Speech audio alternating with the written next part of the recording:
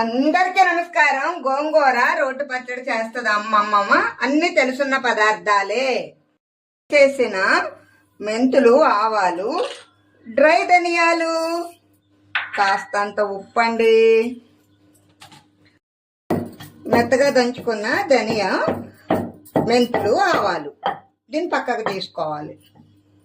నూనెలో వేయించుకున్న ఎండుమిర్చి కొద్ది కొద్దిగా వేసి ఉప్పు వేసుకుని దంచుకోవాలి.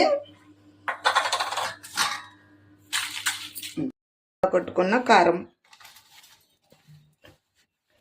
చాలా బాగా వండుతుందండి. కానీ ఏంటంటే మీ అందరికి తెలియాలని నానబెట్టుకున్న చింతపండు గొజ్జు, ఉడికించి పెట్టుకున్న గోంగూర,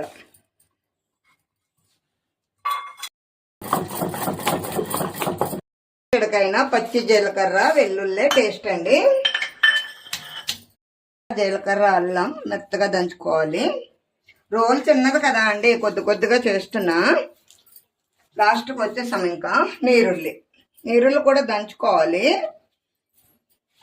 మళ్ళీ కాస్త ఉప్పు, కచ్చపచ్చ దంచుకున్న నీరుల్లి మొత్తం ఇదంతా కలిపేసుకుందామండి. ఇందులో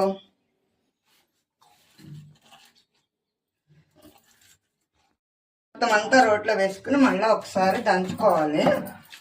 దీన్ని తీసుకుంటే ప్లేట్లోకి తీసేసుకుంటే ఎంతో రుచికరమైన గోంగూర నీరుల్లి పచ్చడి రెడీ. ఇది రైస్లో పెట్టుకోవచ్చు. కాస్త నెయ్యి తగిలించుకొని పక్కన నీట్గా తినొచ్చండి. మీలో ఎంతమందికి గోంగూర పచ్చడి ఇష్టమో కామెంట్ చేయండి. ఉంటాను. బై.